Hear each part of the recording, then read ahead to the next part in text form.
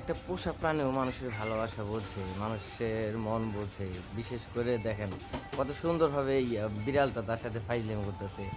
তার সাথে একটা রোমান্টিক একটা ঘটনা। এটা সবার সাথে হবে না। আপনি দেখেন আসলে মানুষের ভালোবাসা মানুষে বোঝে না, কিন্তু একটা পশু ঠিকই বোঝে। হোক সেটা কুকুর কিংবা বিড়াল। দেখেন কত সুন্দর করে তাদের একটা মনের মিল আছে, তাদের সাথে কিভাবে ফাইজলামি করতেছে।